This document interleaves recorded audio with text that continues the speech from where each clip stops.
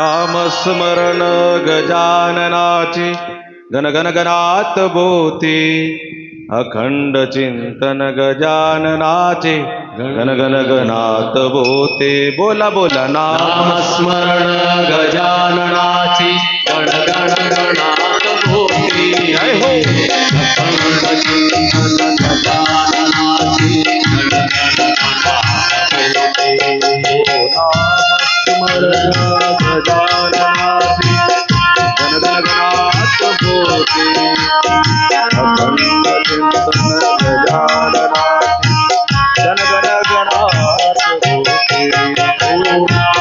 अखंड चिंतन गजाननाचे गण गण गणात बोते.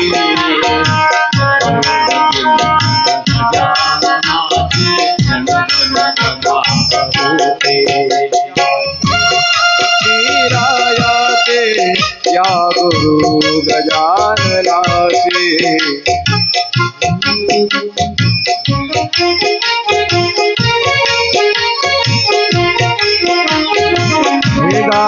गावीरायाचे या गुरु गजाननाचे याचे गावीरायाचे या गुरु गजाननाचे. नामस्मरण गजाननाचे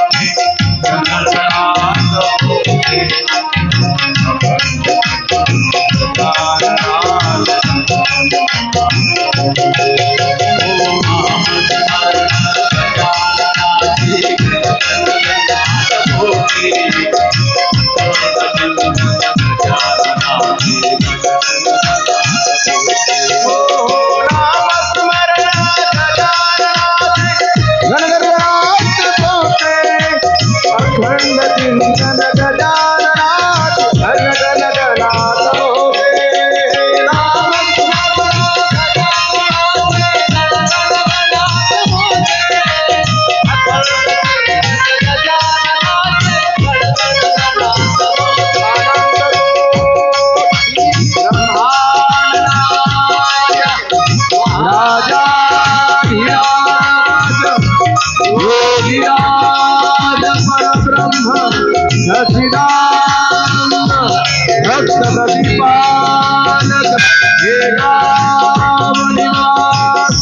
समर्थ सद्गुरु श्री गजानन महाराज की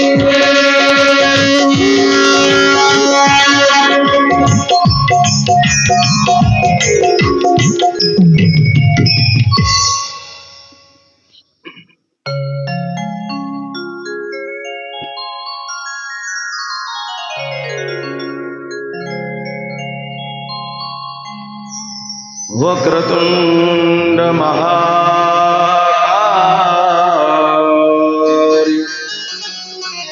सूर्यकोटि समप्रभ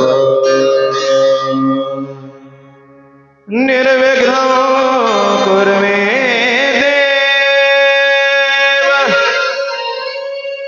सर्वकार्येषु सर्वदा. गुरुर्ब्रह्मा गुरुर्विष्णु गुरुर्देवो महेश्वरा. गुरुर्साक्षात् परब्रह्म तस्मै श्री गुरवे कृष्णाय वासुदेवाय हरये परमात्मने नमः. प्रणतक्लेशनाशाय गोविन्दाय नमो नमः. रामाय रामभद्राय रामचन्द्राय वेधसे. रघुनाथाय नाथाय सीताय पतये नमः राघव रामचंद्र वरवणारे रमापती रामं राजीवलोचनं तं वन्दे रघुनन्दनं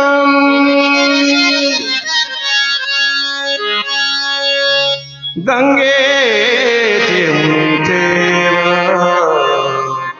गोदावरी सरस्वती नर्मदे सिंधु कावेरी जलेऽस्मिन् सन्निधं कुरु नमस्ते शारदा देवी विना पुस्तकधारिणी विद्यारंभ करिष्यमि प्रसन्न भव सर्वदा मनोजं मारुततुल्यवेगं जितेन्द्रियं बुद्धिमतां वरिष्ठं वातात्मजं वानरयूथमुख्यं श्रीरामदूतं शरणं प्रपद्ये नागेन्द्रहराय त्रिलोचनाय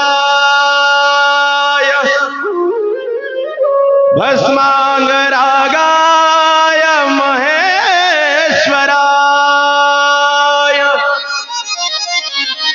नित्याय शुद्धाय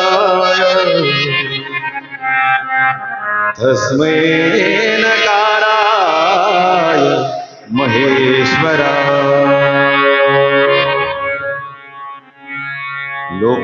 लोकाभिरामं रणरङ्गधीरं राजीवनेत्रं रघुवंशनाथं कारुण्यरूपं करुणाकरन्दं श्रीरामचन्द्रं शरणं प्रपद्ये ज्ञानेषु भगवान् विष्णु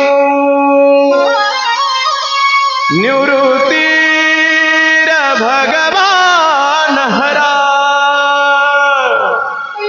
सोपानो भगवान् ब्रह्मा मुद्दाख्या ब्रह्मचित्कला जिथे ज्ञान विज्ञान संजीव होते जिथे योग विवेश सामर्थ्य येते जिथे मानवाला मिळे मोक्ष गाथा तुझ्या पायरीसी सदा नम्र माता नवे फूल अश्वत्थ वृक्षास आले जिथे गीत ओवे सवेद धारे तुझ्या शब्द शब्दात असो सायुज्यनाथा तुझ्या पायरीसी सदा नम्र माता सामर्थ्याने गजाननाचा सामर्थ्याने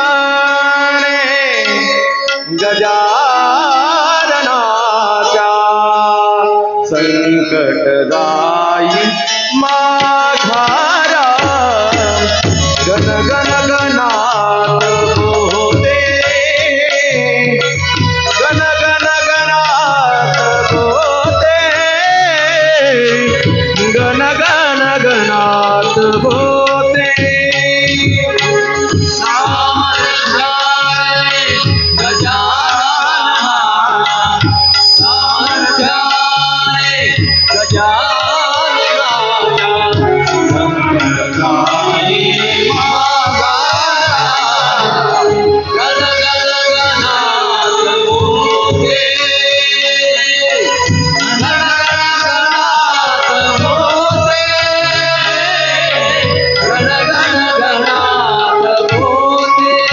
घन करुणीच्या हसत मुखाने शेगावी हा सरबळतो घन करुणीच्या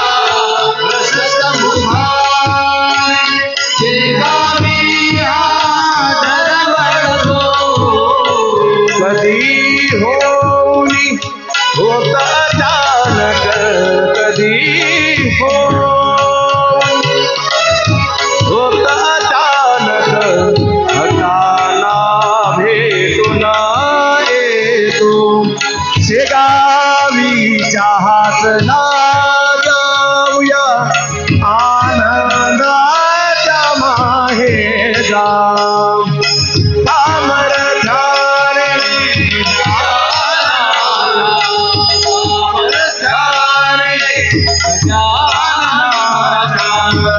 संकटधारी माघारा गणगणात होते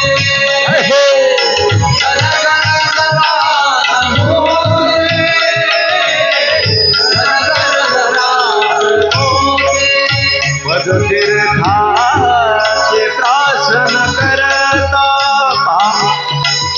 महाराजांच्या ज्या वेळेला जानराव देशमुख अत्यंत बिमार होता, मरणाच्या दारामध्ये होता, मरणाच्या दारात असतानाही सुद्धा जानराव देशमुखांचा मुलगा बंकटलालाच्या घरी पळत आला आणि पळत आल्यानंतर महाराज माझा बाप बिमार आहे, माझा बाप मरणाच्या दारामध्ये आहे, कृपया करून तुम्ही मला महाराजांना उठू द्या. त्यावेळेला बंकट स्वामी म्हणू लागले, हे भोले शंकर आहेत आणि ही मूर्ती आता उठणार नाही. मग लगेच बंकट लालाने एक तांब्या घेतला आणि त्यामध्ये पाणी घेतलेलं आहे, एक बेलाचं पान घेतलेलं आहे आणि त्यामध्ये टाकलं आणि फक्त महाराजांच्या चरणाला स्पर्श केलं आणि महाराजांच्या चरणाला स्पर्श केल्यानंतर काय झालं महाराज, पदतीर्थाचे प्राशन करता मुखी जळकले आसू माय माऊली गजाननाने माय माऊली गजाननाने जनात पुसले आसू शेगावीच्या हातला जाऊया आनंदाच्या माहेरा. सामर्थ्याने गजाननाच्या सामर्थ्याने गजाननाच्या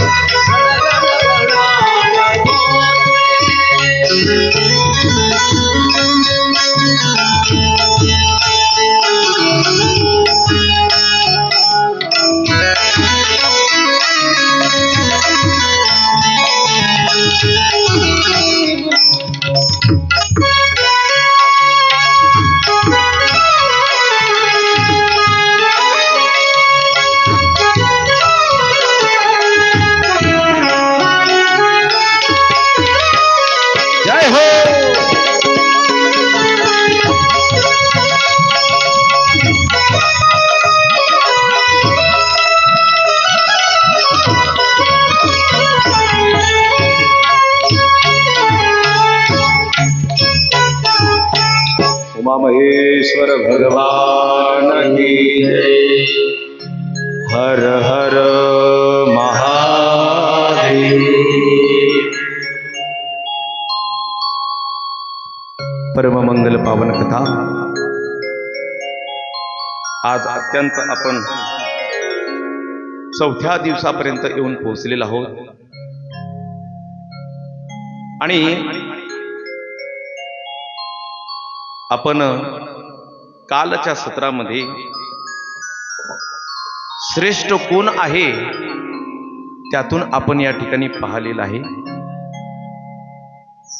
आणि श्रेष्ठ वादावरून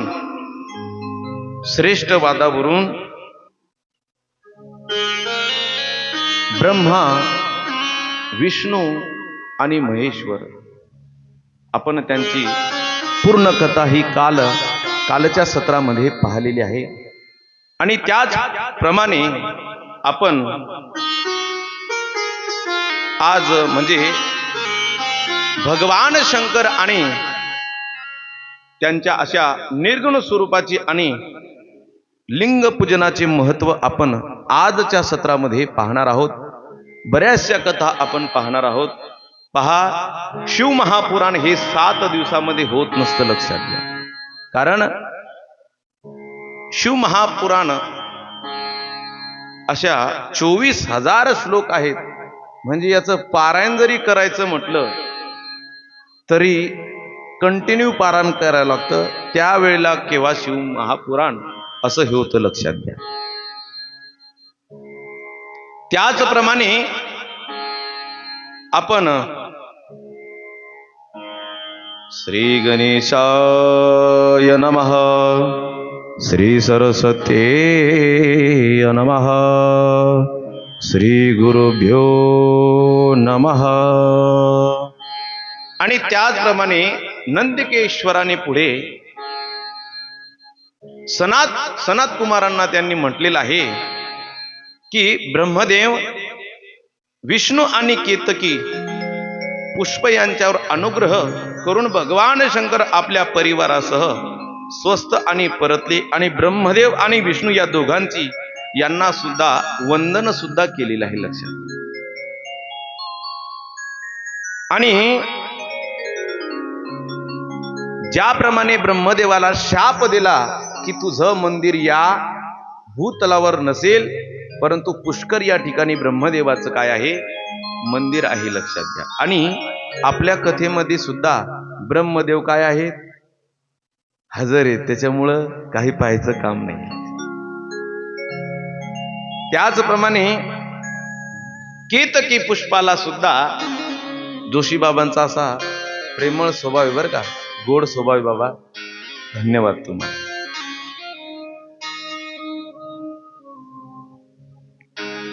त्याचप्रमाणे केतकीला सुद्धा माझ्या पूजेमध्ये कुठेच तुला मान राहणार नाही असं भोले शंकरांनी सांगितलेलं आहे। आणि त्याचप्रमाणे पुढे शिवरात्रीच्या दिवशी भगवान शंकर असे प्रगट झालेले असे ग्रंथामध्ये आलेले, लक्षात घ्या। कुणी कुणी म्हणतं शिवरात्रीच्या दिवशी महादेव आणि पार्वतीची भेट तर झालेलीच आहे, लक्षात घ्या, परंतु शिवरात्रीच्या दिवशी बऱ्याचशा कथेमध्ये मी ऐकलेलं आहे, वाचलेलं आहे की शिवरात्रीच्या दिवशी भगवान भोलेनाथ काय झालेले आहेत, त्यांचं लिंग असं प्रगट झालेलं आहे, लक्षात घ्या। पहा, जशी आपली दृष्टी आहे तसं आपल्याला काय असतं, दिसत असं, लक्षात घ्या। त्याचप्रमाणे जो शिवरात्रीच्या दिवशी उपवास करतो त्याला वर्षभराची दर महिन्याला शिवरात्र जी येणारी आहे त्याचं पुण्य त्याला त्या दिवशी मिळत असतं, जो शिवरात्र उपवास करतो त्याला, लक्षात घ्या। शिवरात्र म्हणजे शिवरात्र 5 पर्वांपैकी काय आहे, एक महापर्व आहे, लक्षात घ्या। शिवरात्रीचं महत्व फार आहे, हे शिवरात्रीच्या दिवशी तुम्हाला सांगेलच। शिवरात्रीचं महत्व अत्यंत पुण्यमय आहे आणि पुण्यमय असून सुद्धा सर्वांना प्रभावी आणि सर्व ज्याप्रमाणे पांडुरंगाला एकादशी काय आहे, अतिप्रिय व आवडे तुळशी बुक्का, त्याचप्रमाणे भोले शंकरांना सुद्धा बेलाचं पान भस्म हे सुद्धा काय करतं, आवडतं. लक्षात घ्या. आणि त्याचप्रमाणे जो या दिवशी मनुष्य उपवास करेल, ब्रह्मचारी व्रत पाळेल, त्याला भोले शंकर असं हे भोल दैवत प्राप्त झाल्याशिवाय राहणार नाही, प्रसन्न झाल्याशिवाय राहणार नाही. लक्षात घ्या. आणि पुण्यमय फल अशा शिवरात्रीच्या दिवशी माझे पूजन केल्याने तो मलाच प्राप्त होतो. नोहे नोहे मार्गशीर्षातील ओद्रा नक्षत्र पौर्णिमा किंवा प्रतिपदा होती, म्हणून जो मनुष्य मार्गशीर्ष मासात ओद्रा नक्षत्रयुक्त तिथींना माझ्या लिंगाची मूर्तीची किंवा पार्वती सहित माझे दर्शन घेईल, तो मला कार्तिकीयेपेक्षा काय आहे, श्रेष्ठ आहे, अशी शिव महापुराणामध्ये आलेलं आहे. लक्षात घ्या. आणि तुमच्या युद्धस्थानी मी अग्नी मय स्तंभ रूपाने म्हणजेच लिंग रूपाने अतिविराट स्वरूपात मी प्रगट झालो होतो, पण त्यामुळे मी भूलुकी लिंगस्थान म्हणून प्रख्यात होईल. जगातील लोक याचे असे दर्शन करून पूजन करतील. त्याचप्रमाणे या ठिकाणी भगवान परमात्मा जो आहे तो कसा आहे, निराकार आहे. आपणही सुद्धा गजानन महाराजांच्या आरतीमध्ये म्हणतो, जय जय सच्चित स्वरूपा स्वामी गणराया, स्वामी गणराया, अवतरलासी भूवर जडमुड तारा. जय देव जय जय सच्चित स्वरूपा स्वामी गणराया, स्वामी गणराया, अवतरलासी भूवर जडमुड ताराया. जय देव जय देव. अवे अविनाशी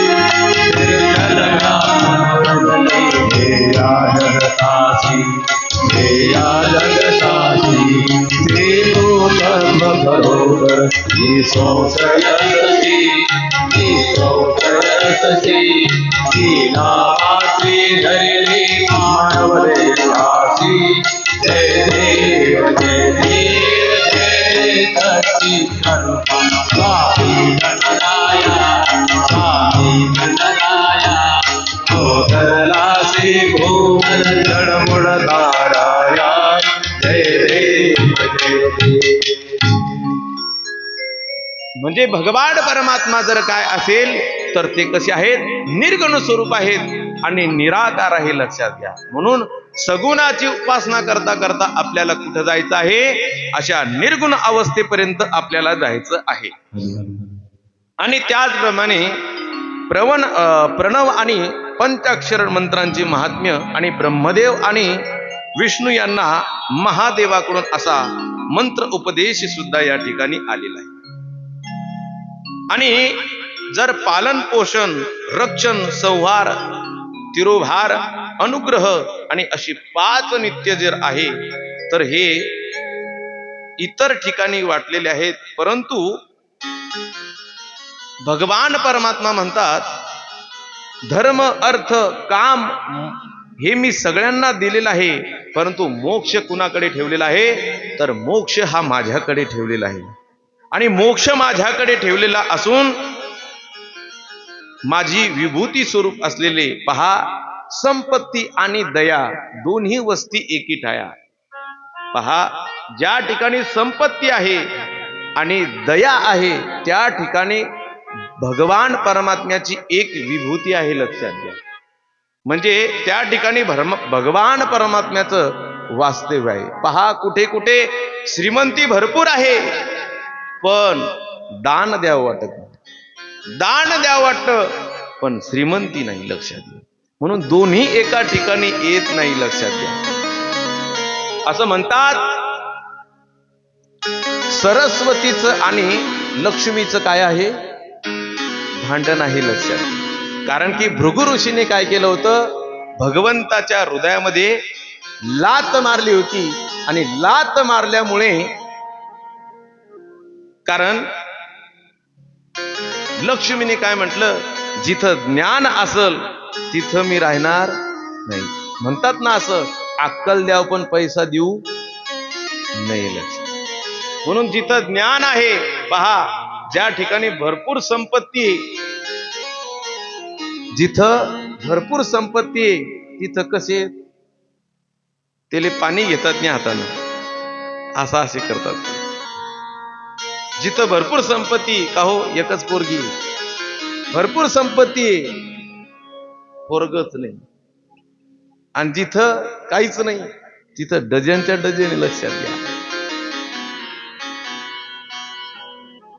पहा, जिथं ज्ञान आहे तिथं पैसा थांबत नाही, आणि जिथं पैसा थांबतो तिथं ज्ञान थांबत नाही. लक्षात घ्या. आणि दोन्ही जर एका ठिकाणी असेल, आपण कुठं लागलो, लक्ष्मीच्या मागे लागलो. आपण पांडुरंगाला भजा, महादेवाला भजा, आपोआप लक्ष्मी त्याच्या मागे आल्याशिवाय राहणार नाही. लक्षात असो. ओम नमः शिवाय. ओम नमः शिवाय. पार्वती पते हर हर महादेव. असा हा ओम नावाचा जो मंत्र आहे, साक्षात भगवान शंकराकडून हा आलेला आहे. आणि असा हा प्रणव ओमकार नामक मंत्र, अक्षरांची उत्पत्ती, हा मंत्र संपूर्ण चराचरामध्ये विश्वाला व्याप्त करणारा आहे आणि सर्वांना बोधक आहे. नोहे नोहे या मंत्रापासूनच गायत्री मंत्र सुद्धा काय झालेला आहे, प्रगट झालेला आहे. लक्षात घ्या, याच मंत्रातून गायत्री मंत्र उत्पन्न झालेला आहे. आणि गायत्री मंत्रातून अशा वेदांचे प्रगट्य झाले आहे. आणि त्या वेदामधून कोट्यावधी मंत्र सुद्धा काय झालेले आहेत, निर्माण झालेले आहेत. सर्वप्रथम जर काय असेल तर ते म्हणजे ओम नमः शिवाय. हा मंत्र स्वतः भगवान शंकराकडून हा आलेला आहे. आणि आलेला असून तो आपण भक्ती भागवाने असा भगवान शंकराची जर स्तुती करू लागले, आणि ब्रह्म आणि विष्णू अशा निराकार स्वरूपाचे, त्यांना कितीतरी वर्ष असं भोलेनाथाचं काहीच समजलं नाही. लक्षात घ्या, कुठून आले, कसे प्रगट झाले, काहीच समजलं नाही. आणि अशा आद्र नक्षत्रा युक्त अशा चतुर्दशीला प्रणवाचा जप केल्याने अक्षय फलप्राप्ती होते. अक्षय फलप्राप्ती म्हणजे आपण कोणतंही काम हातामध्ये जर आपण घेतलं तर ते काय होतं, कार्यसिद्धीच जातं. लक्षात घ्या. त्याचप्रमाणे सूर्य असा संक्रांतीने युक्त महान आद्र नक्षत्रात प्रणवाचा एकदा केलेला उच्चार कोट्यावधी जप संख्या एवढी आहे, पुण्य फल त्याला भेटते. पहा, साधना करत असताना यावेळेस पहा, फल केव्हाही भेटतं. देवाचं नामस्मरण कुठेही करा, फल आपल्याला मिळणारच आहे. पण आपण विशिष्ट कालामध्ये जर पहा, आताच्या काळामध्ये जर आपण हरभऱ्याच्या ऐवजी सोयाबीन जर लावली तर सोयाबीन ही येणारच आहे, पण पाहिजे तेवढी झडती मिळणार नाही. तसं आहे, विशिष्ट कालामध्ये जर आपण ध्यान धारणा जर केली, भगवंताचं नामस्मरण जर केलं, या महाशिवरात्रीच्या पर्वामध्ये आपण जर भोले शंकराचं नामस्मरण जर केलं तर त्याचं फल कसं आहे, दुपटीनं आहे. लक्षात घ्या. पहा, म्हणून आपण या कालामध्ये भगवंताचं नामस्मरण जर केलं तर कुठल्याच प्रकारची आपल्याला बाधाही येणार नाही. त्याचप्रमाणे चतुर्दशी ही उत्तम तिथी आहे आणि पूजा करणाऱ्यासाठी माझी मूर्ती किंवा लिंग समानच आहे. म्हणजे लिंगाची पूजा करा किंवा मूर्तीची पूजा करा, हे दोन्ही एकच आहे. पण लिंगाची पूजा म्हणजे हे निर्गुण आहे आणि जे मूर्ती पूजा आहे ती म्हणजे स्वरूप, म्हणजे सगुण आहे. सगुण आणि निर्गुण असे दोन तत्व आहे. लक्षात घ्या. आणि लिंगाचे पूजन म्हणजे असे प्रणव मंत्राने आणि मूर्तीचे पंचाक्षरी मंत्राने पूजन करावे. ज्यांना शक्य आहे त्यांनी अशा शिवलिंगाची स्वतः स्थापना करावी आणि त्यांनी शक्य नाही त्यांनी दुसऱ्याकडून करून घ्यावी आणि लिंगाची उत्तम अशा द्रव्यमय उपचार मनपूर्वक पूजा करावी. लिंगाची आपण जर पूजा केली तर त्याचं फल आपल्याला ब्रह्मदेव आणि विष्णू या दोघांना सुद्धा प्रणदीक्षा देऊन आणि उत्तम सदुपदेश करून भगवान शंकर पार्वतीसह अंतर्धान पावले. आणि जो माझी पूजा करतो त्याला मी काय आहे त्याला पूर्ण फल असं हे मिळत असतं. लक्षात घ्या. महादेवाची पूजा करत असताना प्रथम पाणी जे आहे ते जी आहे अश्वसुंदरी तिथे पाणी टाकावं. म्हणजे जी पिंड आहे आपली पिंडचं जे आहे पाणी जे वाहतं पहा. आपली पिंड पहा अत्यंत पुरातन आहे. लक्षात घ्या. आणि पुरातन असून मी पाहिलं तुम्ही काल सांगितल्यावर मी आज त्याकडे खरंच निभाळून पाहिलं तर खरंच तुमचं हे भोळं दैवती. लक्षात घ्या बरं. तुमचं अत्यंत परम भाग्यवान आहे तुम्ही बरं का. तुम्हाला अशा शिवजींचं दररोज दर्शन होते. लक्षात घ्या. आज कोण दर्शन केलं हात वरती करा एकदा. महाप्रसादे 16 तारखेला महाप्रसादाला जा बर का. आपण शिवजींचं दर्शन हे केलं पाहिजे. कारण शिवजींचं काय राहतं आपल्याकडं. कोणी म्हणतं नाराज भाव तिथं देव असं जरी असलं तरी बरोबर आहे. परंतु गजानन महाराज आपल्या बी गावात आहे आणि गजानन महाराज शेगावला सुद्धा आहे. पण दोन्ही ठिकाणी आपण शेगावला का जातो त्याचं कारण आहे. तिथे गेल्यानंतर माणसाला काय येत असते एक प्रेरणा मिळते, एक पुष्टी मिळते. म्हणजे आपल्याला त्यातून काय मिळतं एक प्रोत्साहन मिळत असतं. लक्षात घ्या. असो.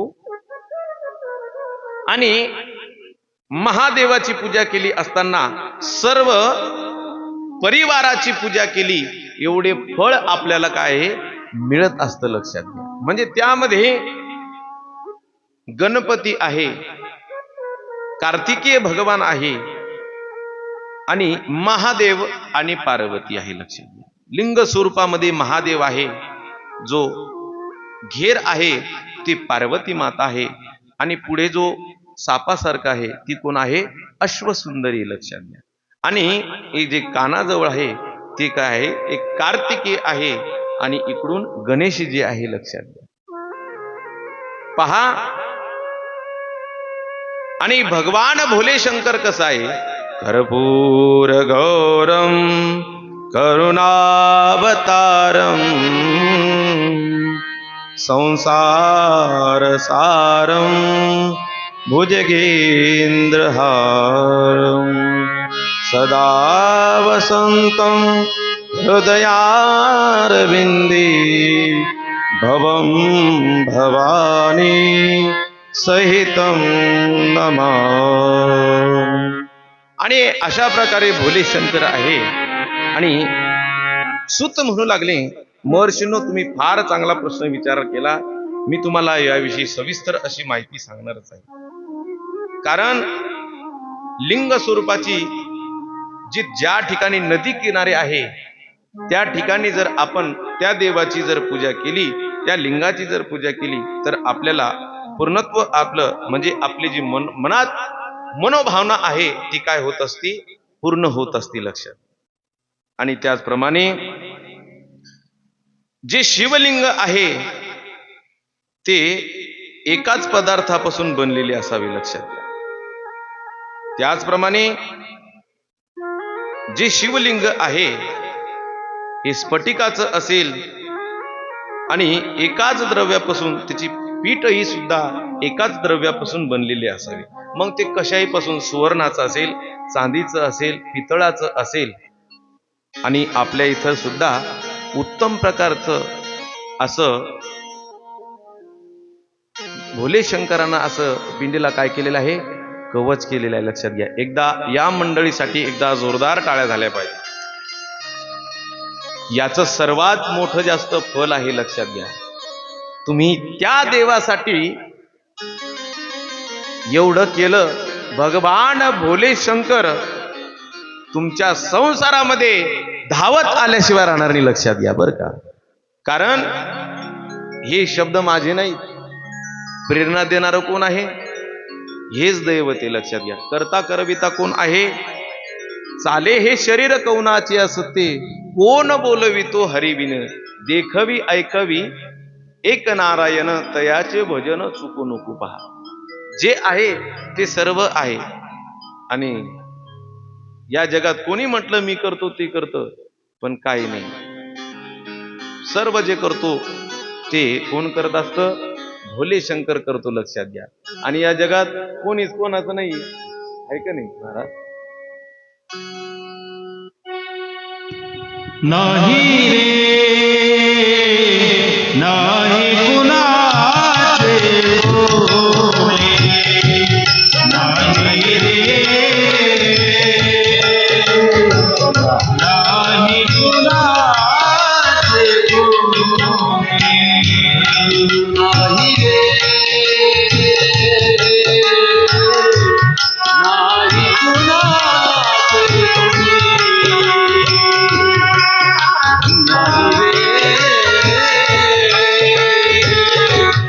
नाही कुणाचे कोणी.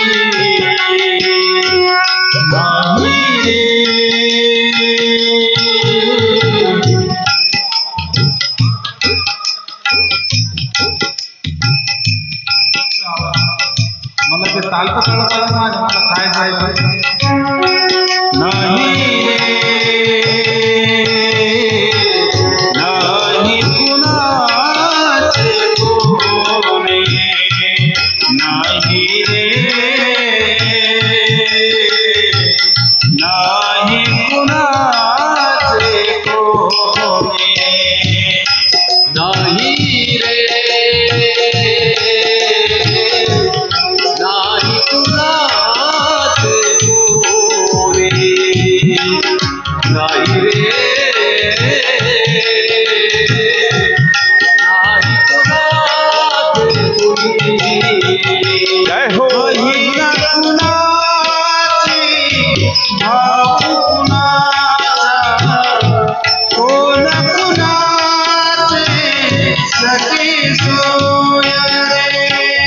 महिना कुणाची भाऊ कुणाचा, कोण कुणाचे सखे सोय रे. महिना कुणाची भाऊ कुणाचा, कोण कुणाचे सखी सोय रे. मेल्या मागे सर्व राहिले, मेल्या मागे सर्व राहिले, सुटतील धागे दुरे. जय हो. नाही कुणाचे कोणी, नाही रे नाही कुणाचे कोणी, नाही रे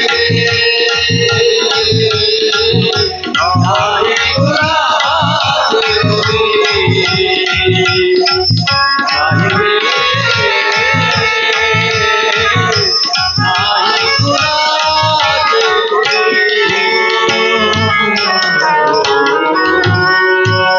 उमा महेश्वर भगवान की जय.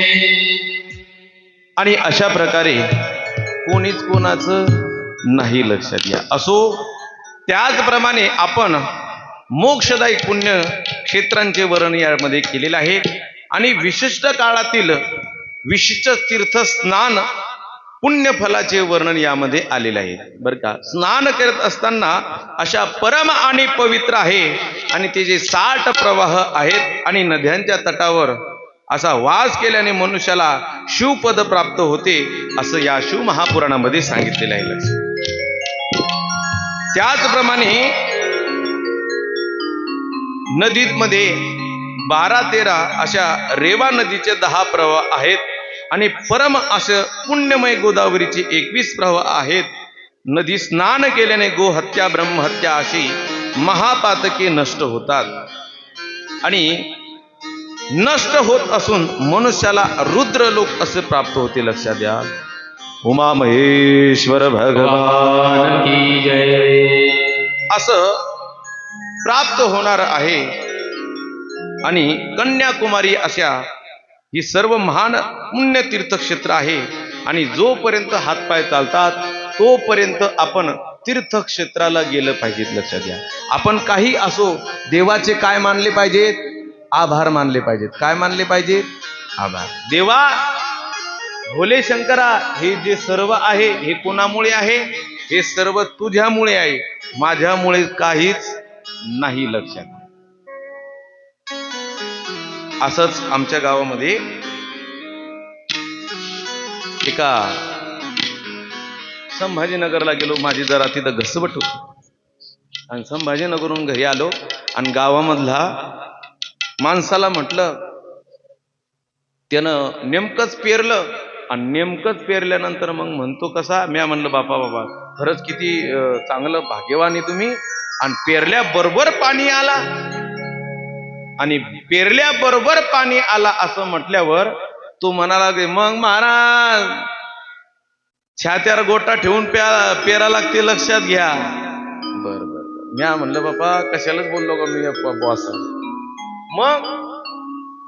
मग 8-15 दिवस झाले आणि चांगलं उगून आलं. म्हणजे त्याला जरसं घाटी गिटी लागले, सोयाबीनला असे ते शेंगा गिंगा लागले, दाणे गिने भरले आणि जेच बटन दाबलं देवानं, पाण्यावर पाणी, पाण्यावर पाणी, सोयाबीनले कोंब, मुंगाले कोंब. मग ते भेटला मले, म्हणे महाराज तुमच्या देवाले शोभलं का म्हणे हे असं करायला? म्हणलं झालं काय? म्हणे पावर देवानं कसं पाणी पाडणं लावलं म्हणे तुमच्या. म्हणले तवा मोठं म्हणत होता छात्यावर गोटा ठेवा लागते, आता बाबळीचं घोळ ठेव. हा, माना ना आपण देवाचे आभार. सर्व जे आहे करता करविता कोण आहे? परमेश्वर आहे. लक्षात घ्या. आणि जेवढं फल या नद्याने मिळतं तेवढं फल फक्त भगवान परमात्म्याचे आपण जर पूजन जर केलं तर आपल्याला या सर्व नद्याचं पुण्य काय मिळत असतं. लक्षात घ्या. असं शिव महापुराण सांगते. त्याचप्रमाणे याच्यामध्ये कथा फार मोठ्या मोठ्याल्या आहेत. पूर्ण कथा घेणं हे अशक्य आहे. लक्षात घ्या. त्याचप्रमाणे सदाचार, संध्यावंदन आणि प्रणव जप, गायत्री जप, दान असं मंत्राचं सुद्धा यामध्ये महात्म्य हे आलेलं आहे. लक्षात घ्या. हर हर महादेव शंभो, काशी विश्वनाथ गंगे.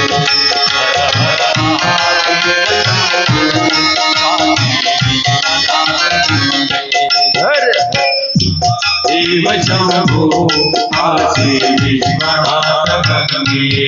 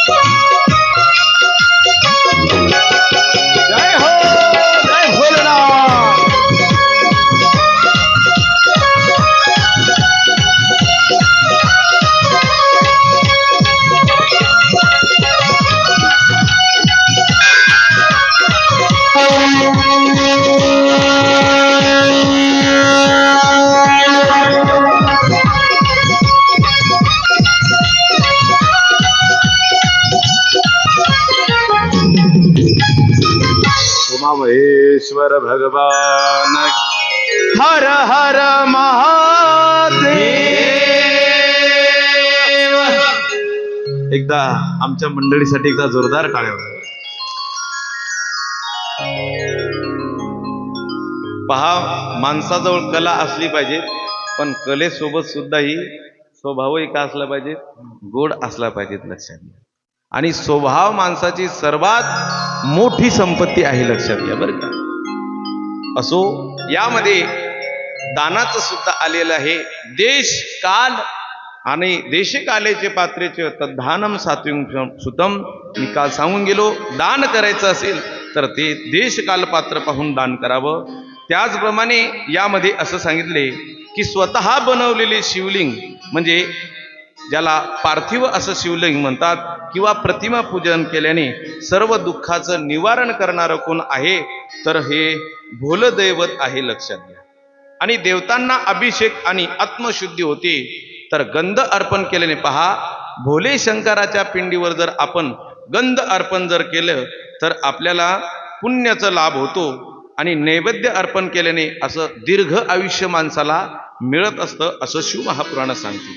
त्याचप्रमाणे धूप जर अर्पण केलं तर आपल्याला धनाची आर्थिक लाभ होत असतो. दीपदान केल्यानंतर आपण दिवा जर लावला तर आपल्याला ज्ञान मिळत असतं, आणि ज्ञान मिळत असतं आपल्याला स्वर्गाची पायरी ही आपल्याला मिळत असते.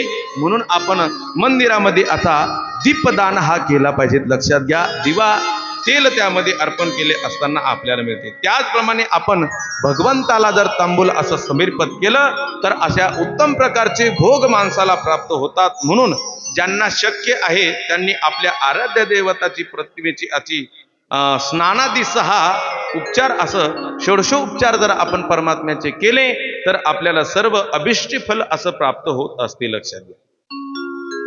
त्याचप्रमाणे विघ्न राजेंद्र गणेशांची पूजा केल्याने उत्तम अभिष्ट आणि वस्तूची प्राप्ती होत असते. आणि शुक्रवारी श्रावण आणि भाद्रपद मासातील शुक्ल पक्षातील चतुर्थी आणि पोष मासातील अशा शतभिक्षम नक्षत्र असताना गणपतीची पूजा जर आपण केली आणि महादेवाची जर पूजा त्या ठिकाणी जर केली, अग्नीची पूजा जर केली तर आपल्याला असं मनुष्याला पुत्र प्राप्ती होत असते, लक्षात घ्या. म्हणून असं शिवपुराण सांगते. आणि आपण शिवपुराण ऐकले असताना आपलं सर्व मनोरथ हे काय होत असतं, पूर्ण होत असतं. एवढंच नाही, आपण जे ऐकण्याकरता येतात, आपण नुसतं करता करविता पुण्य लागे. आपण जर एखाद्या बाईला जर म्हटलं चला शिव महापुराण ऐकायला, आणि ती जर आली तर तिचं अर्ध पुण्य कोणाला लागतं, ज्यांनी आणलं त्याला लागतं, लक्षात. पहा, नाहीतर चला शिवपुराणला, हो गंगूबाई गेली यमुनाबाईच्या घरी, चला शिवपुराण ऐकायली. आणि ऐकायला गेल्यानंतर गंगू म्हणती, ती सून राहती सरला, ती म्हणती थांबा ना जर साग, भांडी कुंडी घासते तेवढे घेते ते, त्याचं इवळणं होतं. हा, तोपर्यंत जाऊ महाराज काय सांगतो, बसलीत भांडी कुंडी घासतात. मग होते अर्ध, आणि अर्ध व्हायल्यानंतर मग आता जाऊ तर मग आता काय होत आलं बैशीतच. असं जर होत असेल तर काही फायदा नाही, लक्षात घ्या. त्याचं उलट पाप घेणं आहे. त्याचप्रमाणे प्रत्येक महिन्यातील कृष्ण चतुर्थीस महागणपती पूजा केल्याने एका पक्षात नव्हे तर 15 वाड्यात घडलेल्या पापांचा नाश होतो आणि पुण्य प्रभावाने 15 दिवसात उत्तम भोग प्राप्त होतात, लक्षात घ्या. आणि ओम हे सूक्ष्म आहे आणि नमः शिवाय हे काय आहे, स्थूल आहे, लक्षात घ्या. असं शिव महापुराणामध्ये आलेलं आहे. ओम या प्रणव अशी संज्ञा आहे, आणि प्र म्हणजे प्रकृती उत्पन्न करणारा, असं याला प्रणव असं मंत्र म्हणतात.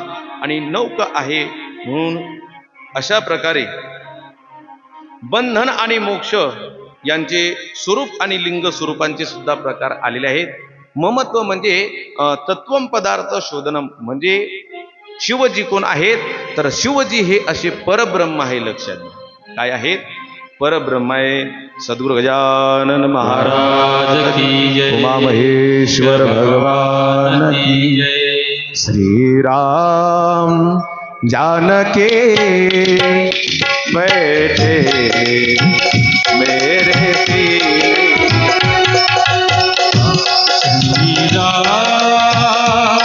जानकी बैठे मेरे सीने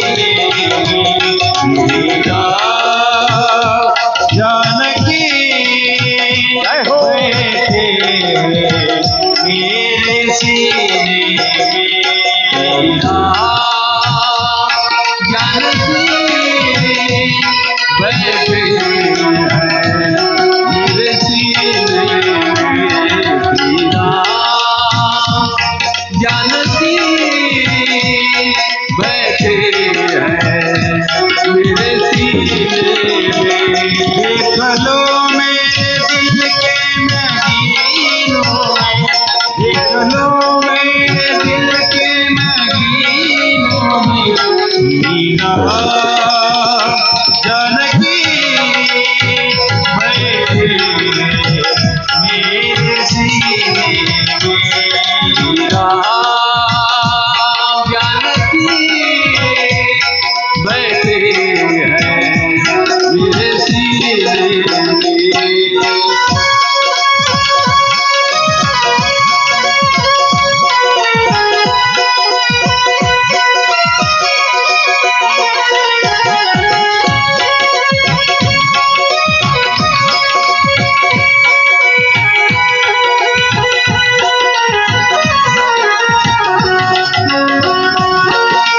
जय हो जय भोलेनाथ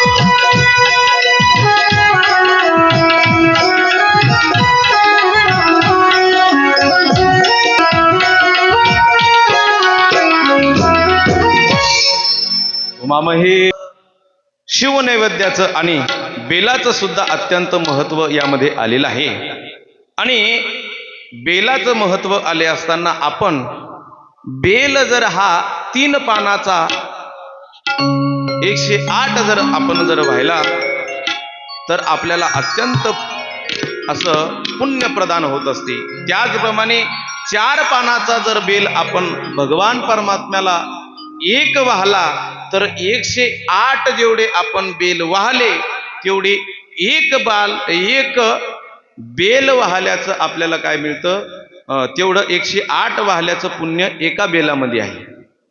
तेवढेच 108 जे आहेत म्हणजे 4 पानाचा बेल 108 जर आपण वाहिला तर त्यामध्ये 5 पानाचा जर आपण बेल जर वाहला तर आपल्याला जे 4 पानाचे वाहले त्याचं पुण्य मिळत असते.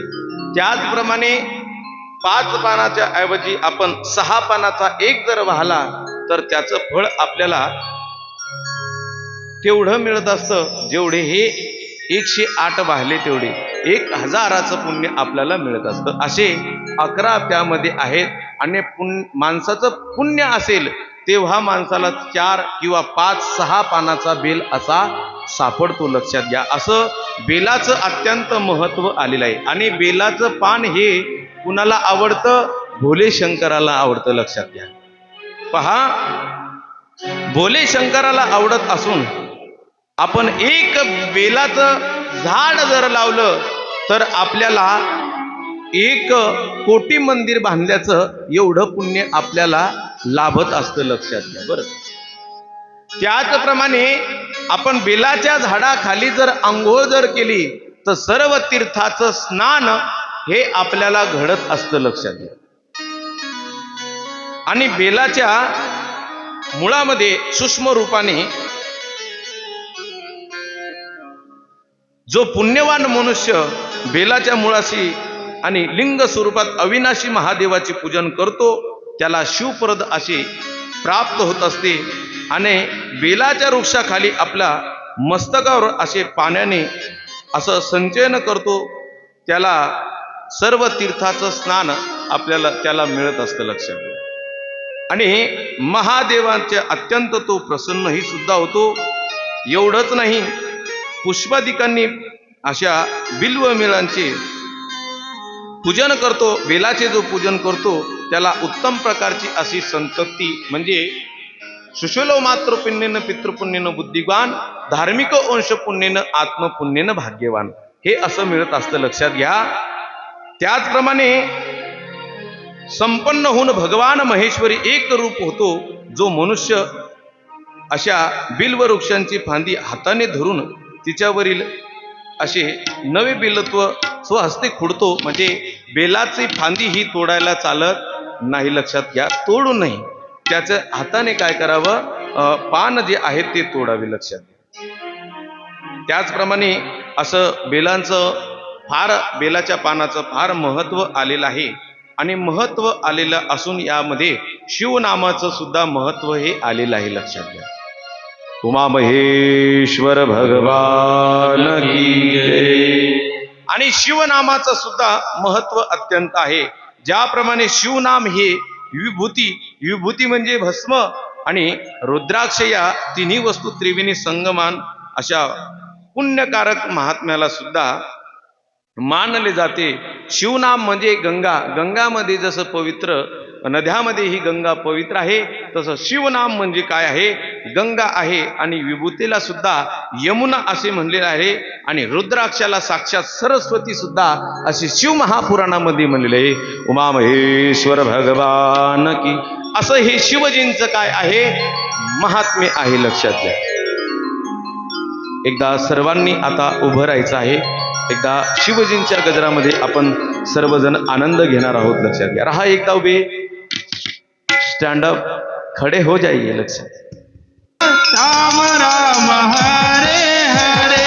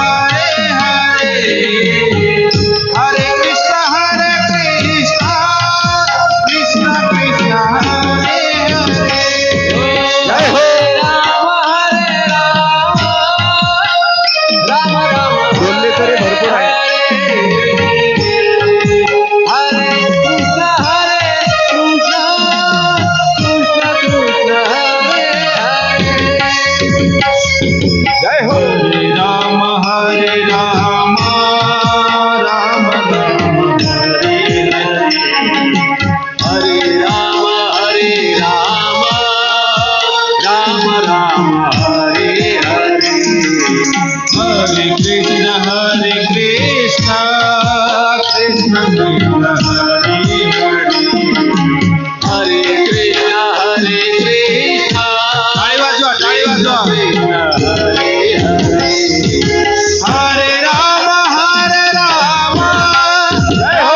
राम हरे हरे हरे राम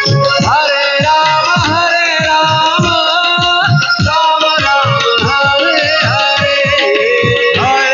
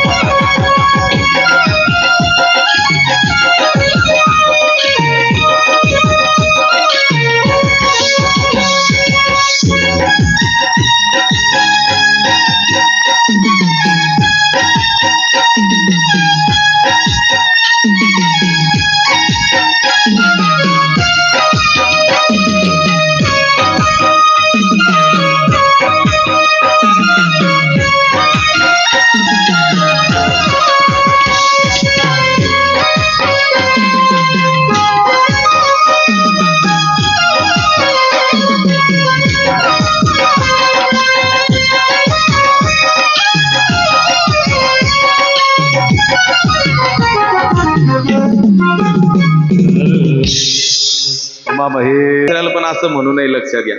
राहा एकदा पुनश्च एकदा उभं.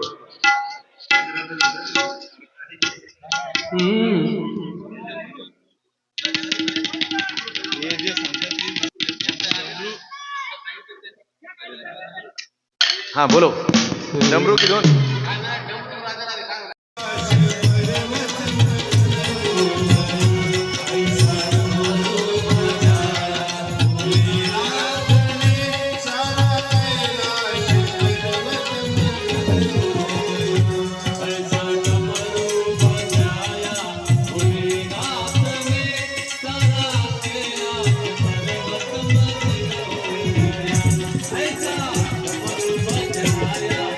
Hey.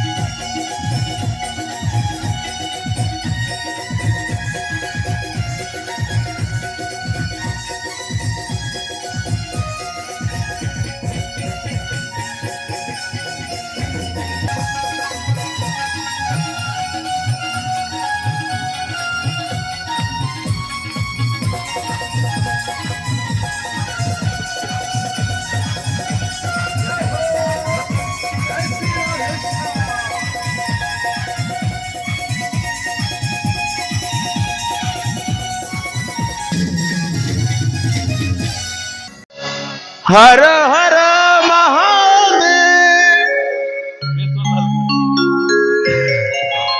कसं म्हणतात पहा, लक्षात घ्या किती आनंद हे लक्षात घ्या. हा आनंद कितीही पैसे द्या तुम्ही, कितीही काही करा, हा आनंद नाही. फक्त अत्यंत 2-3 दिवस राहिले तुमच्या घरी कोणी असं ही मंडळी येणार नाही. कितीही काही पैसे द्या, हे मंडळी येणार नाही. हा आनंद फक्त भोले बाबांच्या दरबारामध्ये आहे. पहा, असो. त्याचप्रमाणे भस्म महात्म्य सुद्धा सांगितले. भस्मांचं महात्म्य म्हणजे असं मंगलकारक आहे, ते आहे म्हणजे भस्म. भस्म म्हणजे दुसरं स्वल्प भस्म आहे, तिसरं महाभस्म आहे, आणि 3 प्रकार आहेत, श्रोत, मास आणि लौकिक. असं स्वल्पाचेही अनेक प्रकार आहेत, श्रोत आणि स्मात भस्म. लौकिक भस्म इतर सर्वांनी उपयोगात आणावे. त्याचप्रमाणे पुढे सुद्धा जो भस्म लावतो आणि जो भस्म लावत असन, जे लोक त्यांना हसत असल, यामध्ये त्यांना चांडाळ असं म्हटलेलं आहे. लक्षात घ्या, जे भस्म लावतात त्यांना हसणाऱ्यांना चांडाळ अशी उपमा यामध्ये दिलेली आहे. लक्षात. त्याचप्रमाणे क्षत्रियांनी असा मान स्तोके असा मंत्र म्हणून लावावा, आणि वैश्याने त्र्यंबकम असा ओम त्र्यंबकम असा मंत्र म्हणून लावावा.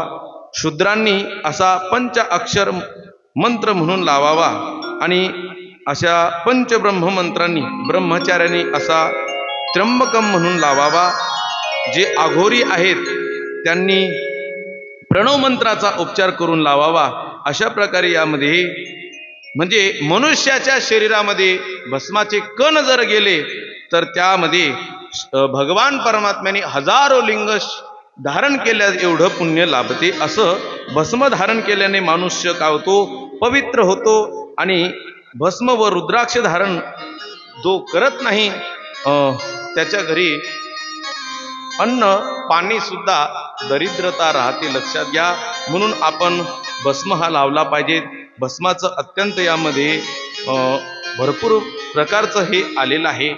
भस्म अशा 32 ठिकाणी, 8 ठिकाणी, 5 ठिकाणी असे आपण काय करू शकतो, धारण करू शकतो. लक्षात घ्या. आणि भस्म धारण करत असताना आपण ओम नमः शिवाय असा मंत्र म्हणावा. त्याचप्रमाणे या मंत्राने भाल प्रदेशी सुद्धा, आणि त्याचप्रमाणे दुसरा मंत्र आहे ओम ईशाभ्याम नमः,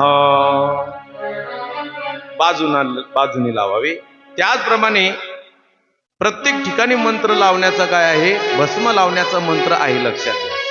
म्हणजे कपाळाला लावायचा असेल तो ओम नमः शिवाय, गळ्याला लावायचा असेल तर ईशाभ्याम नमः, बीजाभ्याम नमः, पितृभ्याम नमः, उमेशाभ्याम नमः, ओम भीमाय नमः असे त्रिपुंडी लावत असताना यामध्ये मंत्र हे आलेले आहेत. त्याचप्रमाणे रुद्राक्षाचं सुद्धा महात्म्य आलेलं आहे. रुद्राक्षाचं महात्म्य असं आहे की हजारो वर्ष भगवान परमात्म्याने तपश्चर्या केली, आणि भगवान परमात्म्याने तपश्चर्या केल्यानंतर डोळे उघडले, आणि त्या डोळ्यातून भगवंताच्या डोळ्यातून अश्रू आले, आणि त्या अश्रूपासून असं जे रुद्राक्षाचं आहे त्या रुद्राक्षाचं झाड आलं, आणि त्याच्यापासून काय आलेले आहे, रुद्राक्ष हे आलेले आहे. लक्षात घ्या. त्याचप्रमाणे पहिला रुद्राक्ष जो आहे तो पांढरा, दुसरा रुद्राक्ष लाल, तिसरा रुद्राक्ष पिवळा, आणि चौथा रुद्राक्ष आहे तो म्हणजे काळा आहे. लक्षात घ्या. असे रुद्राक्षाचे 4 प्रकार यामध्ये सांगितलेले आहेत. रुद्राक्षाचे 4 प्रकार असून धारण जो पांढरा रुद्राक्ष आहे तो ब्राह्मणांनी धारण करावा, आणि क्षत्रियांनी लाल धारण करावा, वैश्यांनी पिवळा धारण करावा, शूद्रांनी काळा धारण केला तर चालतो. लक्षात घ्या. असे त्यामध्ये कोणता कोणी धारण करावा. पहा, रुद्राक्ष धारण केले असताना साक्षात सर्व भगवान परमात्मा त्याची पूर्ण कामना करतो. लक्षात घ्या, ज्यांचं सगळं मनोरथ आहे तो भगवान परमात्मा अत्यंत फलदायी आहे आणि सर्वांचं पाप नाशन करणारा जो आहे तो म्हणजे रुद्राक्ष आहे. लक्षात घ्या. आणि त्या रुद्राक्षाला जर छिद्र असेल तर तो उत्तम प्रकारचा आहे. ज्या रुद्राक्षाला मनुष्याने छिद्र केलेले आहे तो मध्यम प्रकारचा आहे. आणि ज्याप्रमाणे जगात 1100 रुद्राक्ष धारण केल्याने मनुष्याचा असा सर्व प्रकारचा उद्धार होतो. लक्षात घ्या. आणि रुद्राक्ष धारण करत असताना तोही सुद्धा आपण काय केला पाहिजे, पवित्र केला पाहिजे. आणि रुद्राक्ष धारण करत असताना आपण मंत्र म्हणावा, ओम नमः शिवाय असा मंत्र म्हणावा. लक्षात घ्या. आणि रुद्राक्ष धारण करणाऱ्या मनुष्याने मद्य म्हणजे दारू पिऊ नये, मांस खाऊ नये, कांदा लसूण खाऊ नये. लक्षात घ्या. हा, कोण ज्यानं रुद्राक्ष धारण केलेला आहे. मांस अत्यंत याला काय आहे, वर्ज्य आहे. लक्षात घ्या. हा, याप्रमाणे जे आपल्याला दारू हे अत्यंत काय आहे, वर्ज्य आहे. बम भोले टिकड़ीवाले कैलाश की राजा दम लगाने आजा डुम डुम टुम टुम टुम टुम. पहा, हे अत्यंत त्याला वर्ज्य आहे. आणि भगवंताच्या असा मृत्युंजय मंत्राचा आपण काय करावा, जप करावा, भस्म लावावा, त्रिपुंडी लावावी, रुद्राक्ष धारण करावा, नामस्मरण भगवान परमात्म्याचं धारण करावा. रुद्राक्ष म्हणजे साक्षात कोण आहे, शिवस्वरूप आहे. आणि साक्षात शिवस्वरूप असून 2 मुखाच्या रुद्राक्षाला देवदारेश्वर म्हणतात, 3 मुखाच्या रुद्राक्षाला साधन फल देणारे म्हणतात. आणि जो चतुर्थ आहे त्याला साक्षात ब्रह्मस्वरूप असे म्हटले जाते. आणि 6 मुखाचा रुद्राक्ष साक्षात कार्तिकेय समान आहे, जो अनंग या नावाने ओळखले जाते. आणि 9 मुखाचे रुद्राक्ष म्हणजे भैरव आहे, ते म्हणजे काल भैरवनाथ. असे रुद्राक्षाचे 12 आदित्य समान आहे. आणि हे गिरिजात्मका अशा प्रकारे मुखांच्या संख्येवरून रुद्राक्षाची अशी 14 प्रकार पडतात. आता त्यात धारण करण्याचे मंत्र या असे आलेले आहेत. पहिला जर धारण करायचा आहे तर आपल्याला काय म्हणावं लागेल, ओम हेरी नमः. दुसऱ्या क्रमांकाचा ओम नमः, ओम क्लीभीं नमः, ओम इर्हि नमः, ओम इर्हि नमः, ओम इर्हि हुं नमः, ओम इर्हुं नमः, ओम हुं नमः, ओम इर्हि नमः. अशा प्रकारे किती आहेत, तर अशा प्रकारे यामध्ये 14 सांगितलेले आहेत. आणि त्याचप्रमाणे पुढची कथा ही अशी आलेली आहे की नारद महर्षी तपश्चर्याला बसलेले आहेत. आणि नारद महर्षी तपश्चर्याला बसलेले असताना इंद्राला असं वाटलं की आपलं पद जातं की काय, म्हणून पद जात असताना मग इंद्राने काय केलेलं आहे, असा रतीच्या पतीला त्या ठिकाणी पाठवलेलं आहे कामदेवाला. आणि देवाला पाठवून ब्रह्मदेव नारायणाची म्हणजे नारदाची तपश्चर्या भंग करण्याकरता सांगितली. आणि भंग करण्याकरता सांगितल्यानंतर पुढे अशी मोहिनी पाठवलेली आहे. आणि मोहिनी पाठवून मग आता नारदाला काही मायेने घेरलं नाही. कारण की जिथं नाम आहे, जिथं राम आहे, तिथं कामाचं काही काम नाही. लक्षात.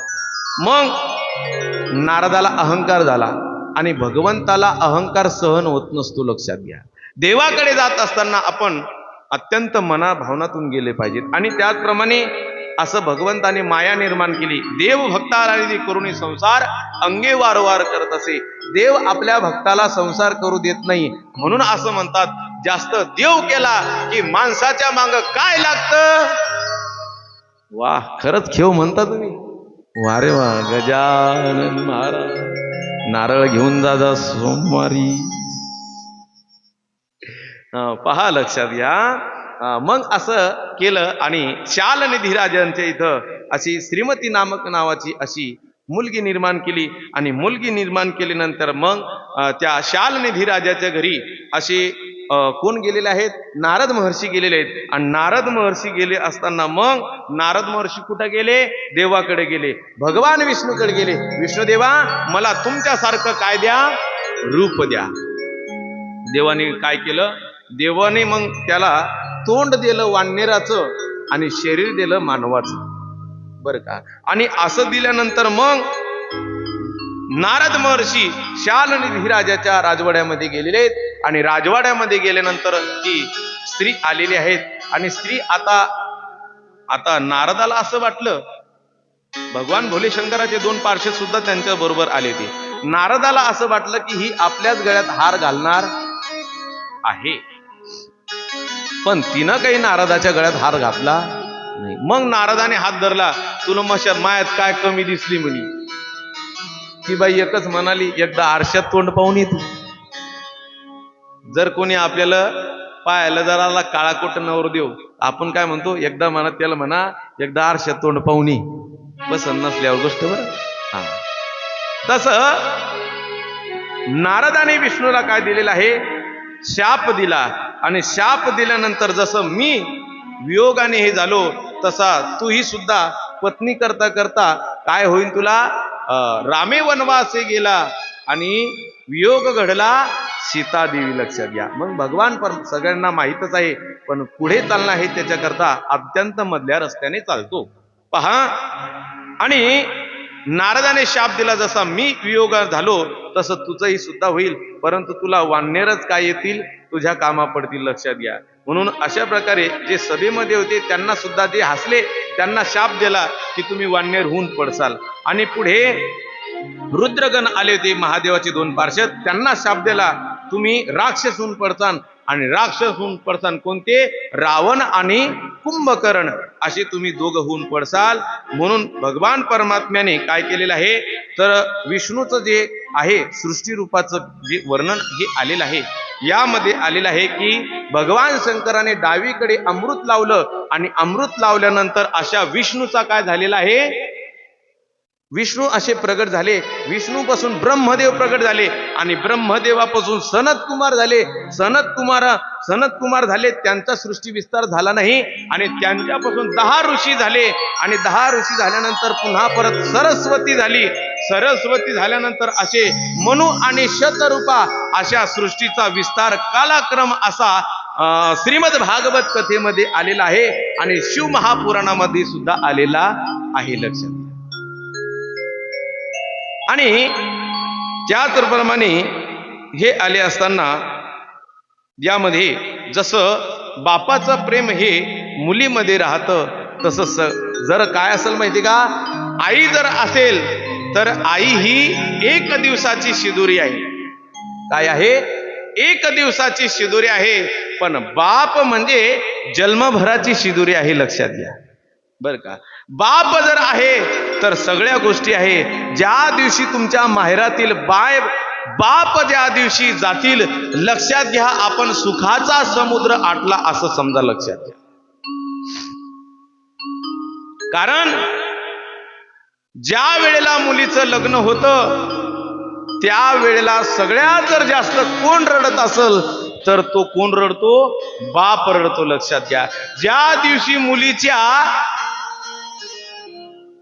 डोक्यावरलं छत्र गेलं त्या दिवशी समजून घ्या आपण ज्या दिवशी मायबाप आपल्या माहेरातून हरवले त्या दिवशी असं समजा आपण सुखाचा समुद्र आटला. लक्षात घ्या. ज्या वेळेला मुलीचं लग्न होतं, त्या लक्षात घ्या सत्य परिस्थिती आहे, ज्या वेळेला मुलीचं लग्न होतं त्या वेळेला बापाला मंडप सुद्धा कमी पडतो. लक्षात घ्या रडण्यासाठी. ज्या वेळेला मुलगी झाली त्यावेळेला पहा जे लोकांना मुलगी आहे ते सगळ्यात काय आहे? भाग्यवान आहे. लक्षात घ्या. काय आहे? भाग्यवान. ज्यांना मुलगी आहे ती. ज्यांना मुलगी नाही ते सगळ्यात पापी आहे, सगळ्यात अभागी. लक्षात घ्या. त्यात मी पण मोडतो. लक्षात घ्या. त्यात मी पण मोडतो. मला 2 पोरं पण पोरगी नाही झाली. हे अभागी, मी पापी आहे. कारण की मुलगी पहा मुलीचा सगळ्यात जर जास्त जीव असेल तर कोणात असतो? आई आणि बापात जास्त जीव असतो. लक्षात घ्या. ज्या वेळेला मुलीचं लग्न होतं त्या वेळेला बाप म्हणतो, काय म्हणतो? भावाला दूर ठेवू नको बहिणीला. काय म्हणतो अगं त्या वेळेला बाप म्हणतो, काय म्हणतो, भावाला दूर ठेवू नको बहिणीला परख मानू नको. आठवण ठेव तू भावा बहिणीची, आठवण ठेव तू भावा बहिणीची. साधली जलमो जलमीची जोडी, साधली जलमो जलमीची जोडी. अगं ज्या वेळेला तू माहेराला जाशील त्या वेळेला आम्हाला विसरू नको कधी. ज्या वेळेला तू माहेराला जाशील त्या दिवशी लक्षात घे बर का. कारण ज्या वेळेला मुलगी माहेरी येणार दिवाळीला त्या दिवशी बाप काय करतो माहितीये का, पोराला टुमणी लावतो. काय करतो, टुमणं लावतो. अरे जाय तुझी बहीण फाट्यावर आलेली लक्षात घ्या. आणि ज्या वेळेला तुम्ही माहेराला येता त्या वेळेला बापाच्या हातात काही राहत नाही. बाप जो आहे तंबाखू जरी खायची असेल, अहो पाटील तंबाखू द्या, अहो दगडू पाटील तंबाखू द्या, अहो जनार्दन पाटील तंबाखू द्या, आज घेतो उद्या घेतो, असे 10 रुपये काय करतो, जमा करतो बाप लक्षात घ्या. आणि जमा करतो. आणि पिंट्यानं जर 500 रुपये दिले असेल तर बाप म्हणतो बाई हे घे 400-500 रुपये, आणि चांगल्या प्रकारची साडी जाता जाता काय कर, घेऊन जा लक्षात घ्या. हे बापाचं प्रेम आहे. आणि बाप म्हणतो, काय म्हणतो, आईची छाया अंगावर ठेव तू, बापाची माया विसरू नको तू. आईची छाया अंगावर ठेव तू, बापाची माया विसरू नको तू. आठवण ठेव तू या दुबळ्या बापाची, आठवण ठेव तू दुबळ्या बापाची. साधली जलमो जलमीची जोडी, साधली जलमो जलमीची जोडी. ज्या वेळेला तू वाईट कार्य करशील त्या वेळेला फक्त या गरीब बाबाची काय कर, एकदा माझं मुख पहा आणि त्या वेळेला तू वाईट काम कर. पहा ज्या वेळेला ती मुलगी घरी येते तेव्हा बाप तिच्या थैलीत गोबीचं फूल टाकतो. तिच्या घरी गोबी नाही का, आहे लक्षात घ्या, गोबी आहे, पण तरीही सुद्धा गोबीचं फूल तिच्या याच्यात टाकतो. आणि तो तिचा नवरा जर दारू पेत असेल तो एकच म्हणतो की मग काहीच खरं नाही, माझ्या पोरीचं मी काही चांगलं केलं नाही. सर्वात जर जास्त कोण रडतो लक्षात घ्या, ज्या दिवशी तुमचे आई बाप ज्या दिवशी माहेरातून जातील त्या दिवशी आपण लक्षात घ्या, आपण सुखाचा समुद्र आटला लक्षात घ्या. कारण फुटेल पुडा सुद्धा तो काय करतो, तर फुटेल पुडा सुद्धा त्या मुलीच्या थैलीत टाकतो. लसणाच्या पाकळ्या टाकतो. जरशी डाळ असेल तर आई तिच्या थैलीत टाकते लक्षात घ्या. हे कोणाचं प्रेम आहे, तर आईचं प्रेम आहे लक्षात घ्या. कारण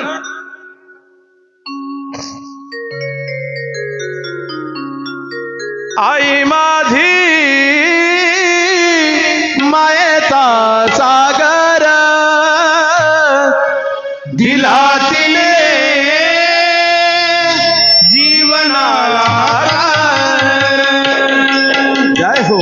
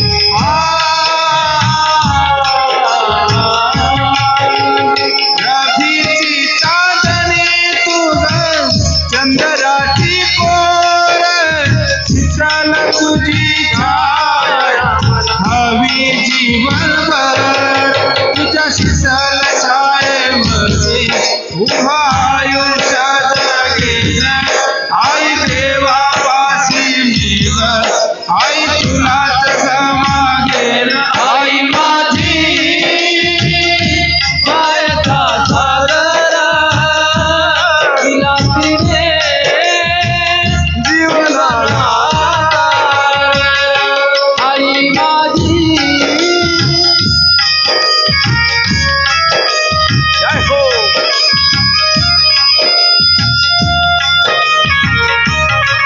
कल्पना करा आपण ना,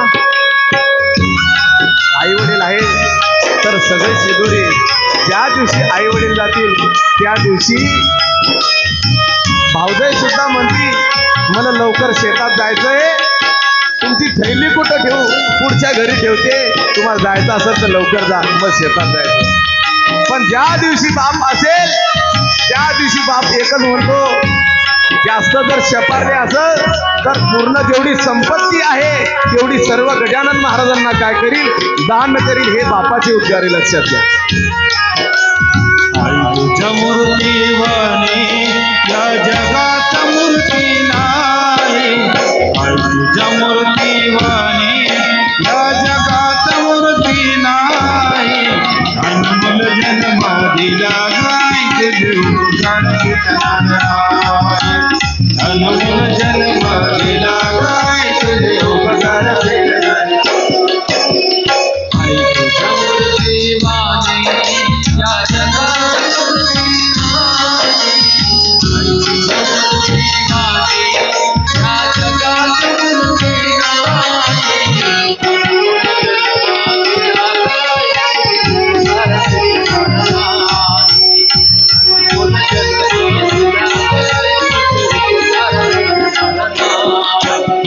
बालपणी मी खेळत खेळ होतो जेव्हा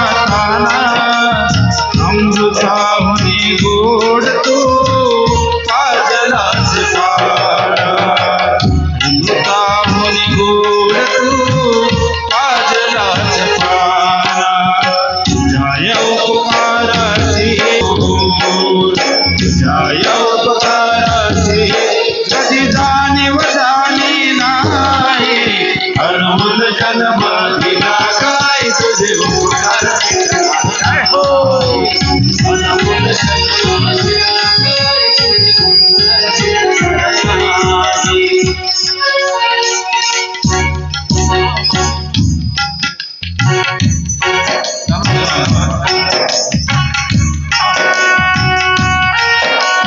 शाळेतून घरी येताना आई उशीर मधला होई गल्लोगल्ली पाहत फिरे तू मजला तुझ्या प्रेमाची हो तुझ्या प्रेमाची कधी जाणीव झाली नाही अनमोल जन्म दिला काय तुझे अनमोल जन्म दिला काय तुझे उपकार भेटणार नाही या जगात मूर्ती नाही तिच्या मूर्तीवर या जगात मूर्ती नाही अनमोल जन्म दिला काय तुझे उपकार भेटणार नाही अनमोल जन्म दिला काय तुझे उपकार भेटणार नाही.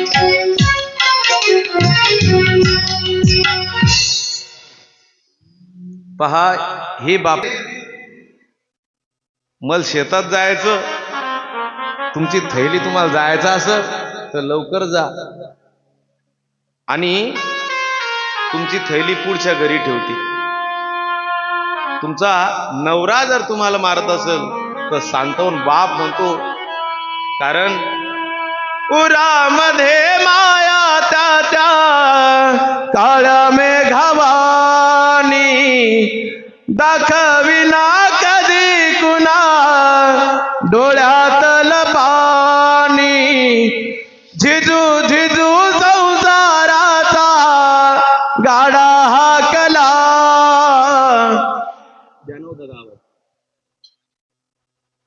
वटा मध्ये आजूदरी कणावा कला तू घडी बरा तू थांब जरा ऐकताची दापर लय अवघड आहे रगड उमगाया बापर उमगाया बापर पहा जोपर्यंत बाप आहे तोपर्यंत आहे. आणि एक दिवस बाप म्हणतो आणि जर पोरग जर म्हटलं कशाला आणायचं तिला दिवाळीला कशाला एवढं करायचं बाप एकच म्हणतो की जेवढी संपत्ती आहे तेवढी पूर्ण गजानन महाराजांना दान करीन मी. कोण म्हणतं बाप म्हणतो. लक्षात घ्या हे मुलीवरती प्रेम राहायचं एवढंच नाही.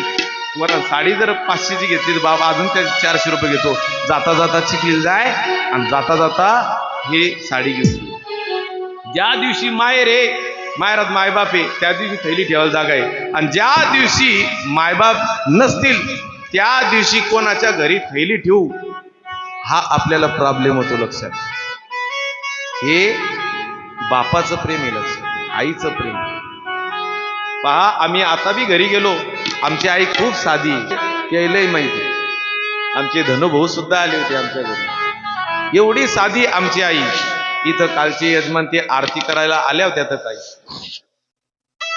एकदा हातवरती करत या इथं असेल तर आहे का. हा आमच्या नारायण भाऊच्या पाहिजेत. लक्षात घ्या बरं. हा आमची आई खूप साधी आहे. ज्या वेळेला आम्हाला घर नव्हतं त्या वेळेला यायच्या भावाच्या याच्या दाजीच्या घरी आम्ही झोपायला जायचो. लक्षात घ्या बरं. येऊ द्या. आणि अजून सुद्धा घरी गेलो तर माझ्या आईला जर म्हणलं बाई तुमच्या गळ्यातली पोत छान आहे तर माझी आई काय करल ती गळ्यातली पोत देऊन टाकन सोन्याची का असणार म्हणते. एवढं साधं काम आहे. लक्षात या व्यासपीठावरून एकही शब्द तुम्हाला खोटं बोलणार नाही. हे आले तर यांना माहिती.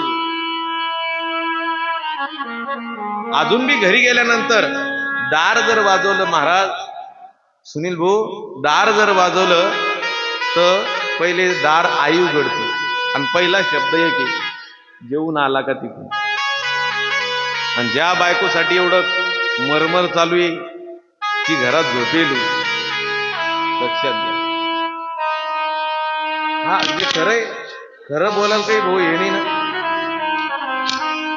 म्हणजे आपलं तसं नाही लोकांचं पाहायचं वाकून आणि आपलं ठेवायचं जे आहे ते कडक. लक्षात हा काय आणलं बाबा बरं आहे का. पहा म्हणजे इथून गेल्यानंतर आईच काय उघडती दार उघडती. बायको नाही उघडत. बायको घरात तिच्यासाठी एवढा खोटा टप एवढं सगळं चाललं ती म्हणते तुम्हाला तेच काम मी का रोजच राहू त्या दाराजवळ उभी.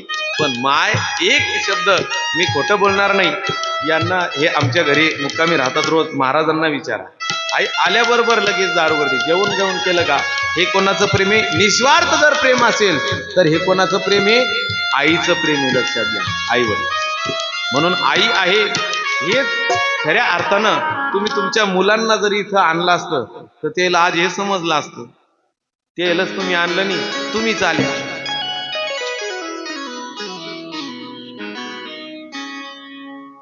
मुलाला आणलं पाहिजे. मुलाला कळे अहो शिकून शिकून मला सांगा त्यानं जर कंबरड्यात लात मारली तर काय फायदा आहे मला सांगा बरं तुमचा काय फायदा आहे. अहो 5 मुलं आहे आमच्या गावात.